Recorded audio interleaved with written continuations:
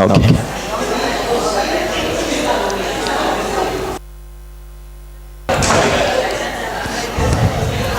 Come back.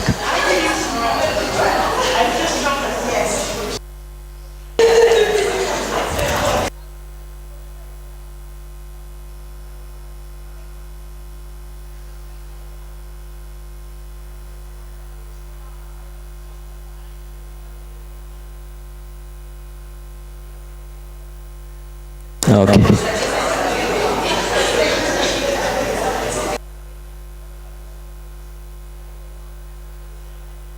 Okay, come back. So back to seated position.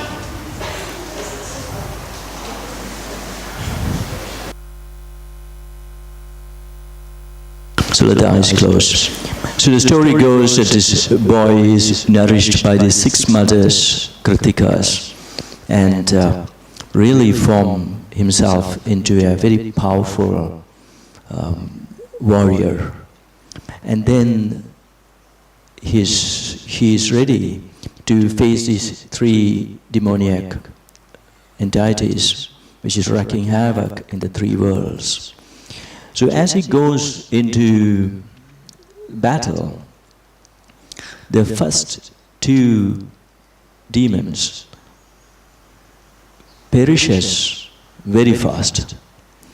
But then there is a 3rd one, the Surapatmam, who gives a very difficult battle to this boy, who is now known as both Sharavana, which is the boy formed by the forest, Kartikeya, meaning the one who was nourished by the Kritikas, Shanmukha. So you know the word Shat means 6, Mukha means face. So Shanmukha meaning the one with the 6 faces, the one with the 6 chakras.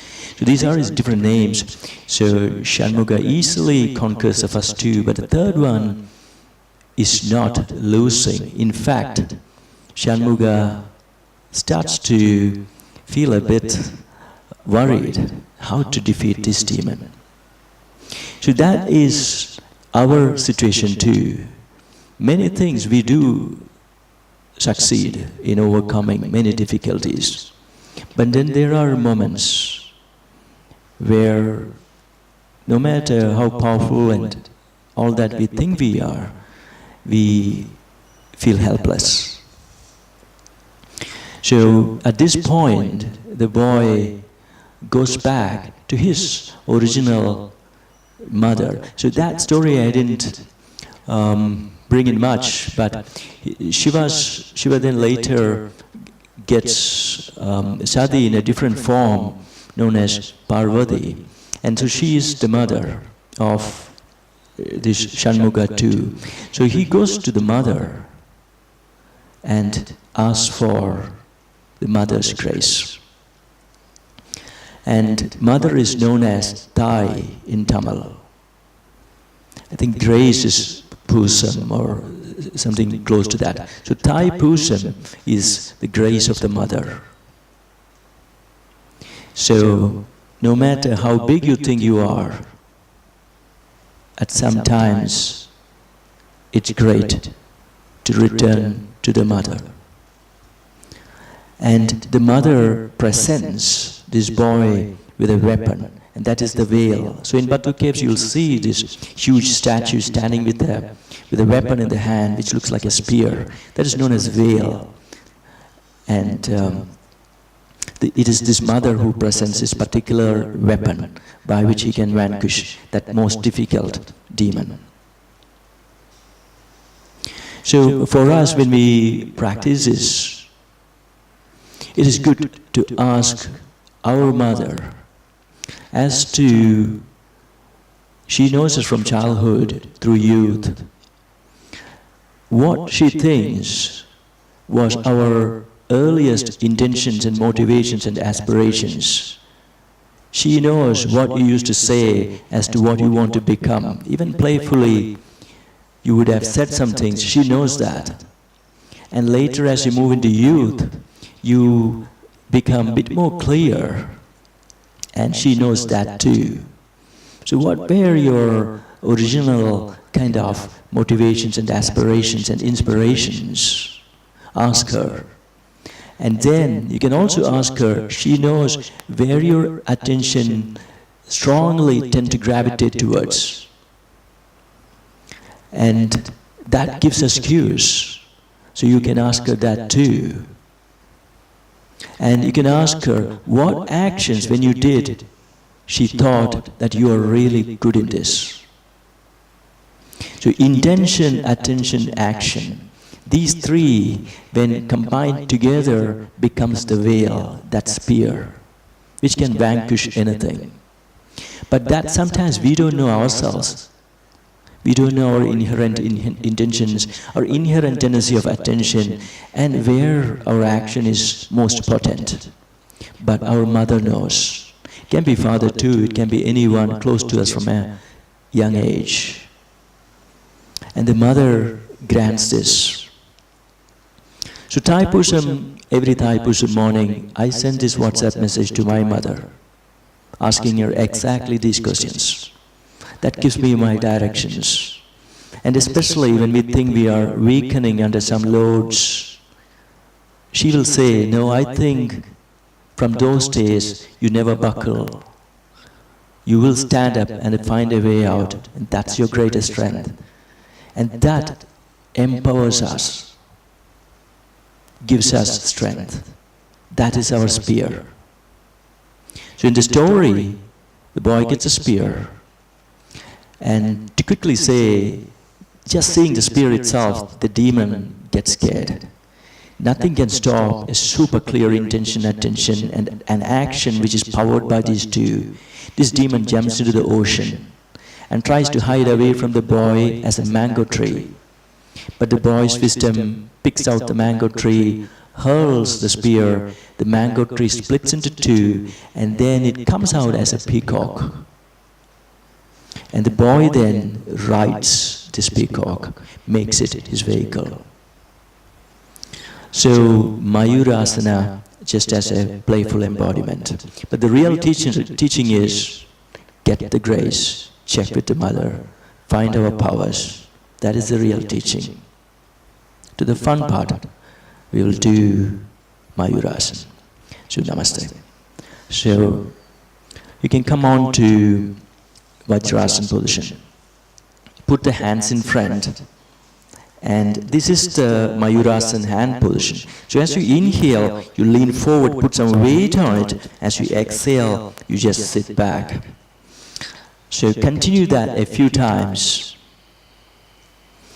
And as you sit back, Penny, not yet into the full pose. Penny, just this. Penny, move the knees forward.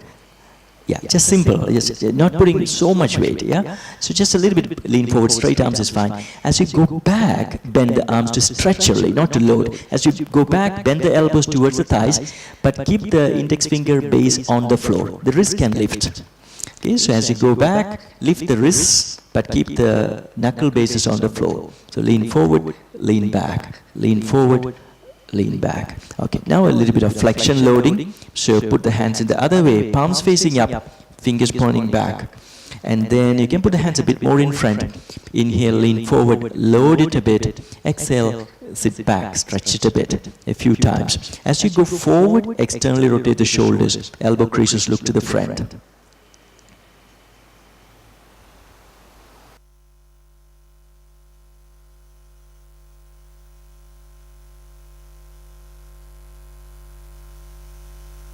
Okay, now back to the earlier position, fingers pointing back, palms on the floor. Okay, then cobra pelvis, upper back protracted, take one leg back, other leg back, stay in this plank Mayurasana. So get the little finger side of the hands to touch each other if possible. Just be careful as to how the wrists feel. So don't arch the back, round the back.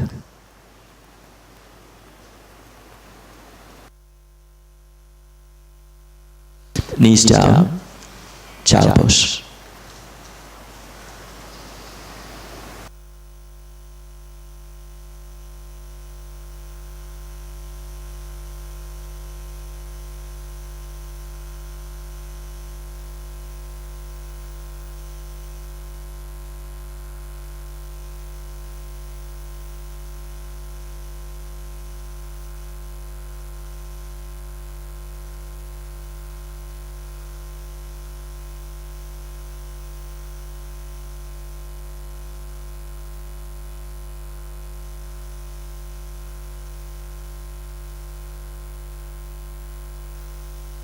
Then slowly come up. Now you set up the practice on the wall, so just show the Mayurasana. You take this arm position, but then you need to externally rotate strongly at the shoulders and bend the elbows and get your belly onto that, low, get that navel around that space strongly into these elbows. Keep the round upper back, protract and stay. So hands in line with the navel, round, protract, then walk back with the feet. Once the belly touches, okay, you can use this. Once the belly touches, you try to walk back, tiptoe. Emily, at the lower back, you're arching a bit. So, cobra pelvis a bit more. Yeah, okay. Yeah, hands a bit more lower. Yeah. Okay. Okay. And then slowly come up. And against the wall itself, the reverse flexion loading. So if you're looking at Penny or any of the senior students, this position, then walk back a bit, put some load on it.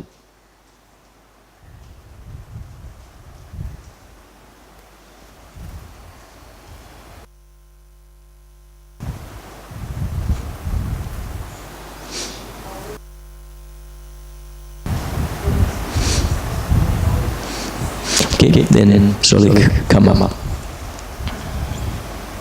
So next position, if you are looking at Susan here, you can make one single knot at this bottom and quickly take the hand position for like a plankish position, but on the knees down, and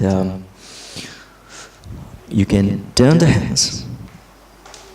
Okay, take your belly down. Yeah, take one leg back. So so you're far away from the wall now. Yeah, the feet touching the wall will be a good position. Yeah, on both sides of the bottom hook. Both sides of the bottom hook. Okay. Then lean forward. See whether you can take one leg up into. Is it a bit tricky? Yeah. Yeah. So basically, you have to get it there. A bit close. So. Yeah, you have to find your point. Maybe you start with the plank position and then slowly lower. Okay, fine. So this is the Mayurasana position. Okay, so Shanmuga writes Mayurasana. So we write it. So this position. But I think to put the feet onto that hook is a bit tricky. You can just put the feet on the wall. Yeah. So just by yourself trying out Mayurasana plank is great already. Yeah, just a moment.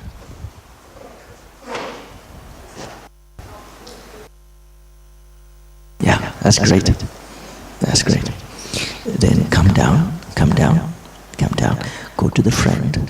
Without the wall, you can do this. Yeah, so bend the elbows. The idea is to, no wall. Yeah, go forward a bit more. Yeah, lean forward and slowly. Yeah, okay.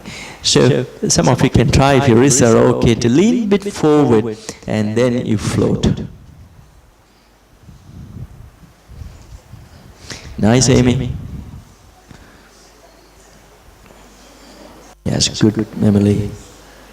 Yeah, all of you, great. Okay.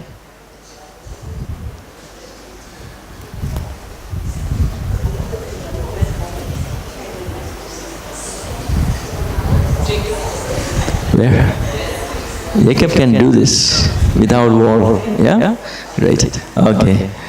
Yeah, Krishna, that's okay. That's good try today. Okay. Come back and back to the mats.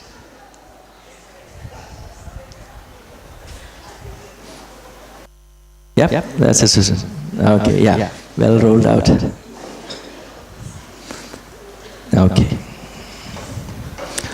It is time, so you can lie down to Shavasana.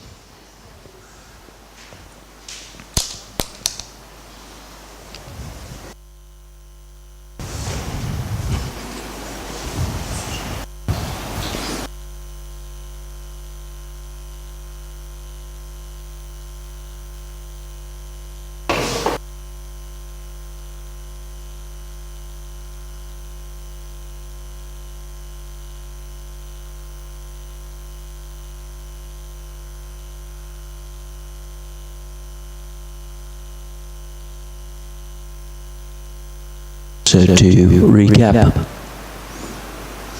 we tend to burn ourselves around some difficult experiences, and then when our wisdom gets disconnected and gets absorbed only in the stories and the narratives, we can fall into more and more delusion. We tend to go away from our base, thinking that some fun there will actually divert and reduce our pain. So Sati is away from Shiva, and then this interaction is Kashyapa and Maya. So the wisdom moves away and is wet with Maya, and it's fun there. But what comes out of that eventually starts to create more trouble. So much so that we feel helpless.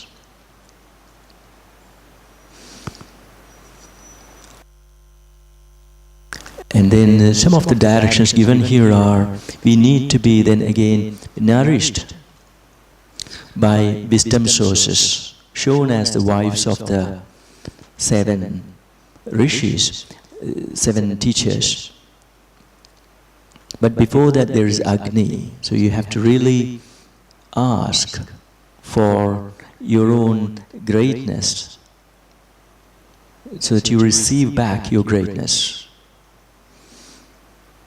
And you have to put hard work towards that. That is signified by this Agni character, the fire character. And then we need to be molded well by teachings, characterized by the 7 wives. And then we need to connect to our 6 chakra wisdom. So we need to root well, Muladhara.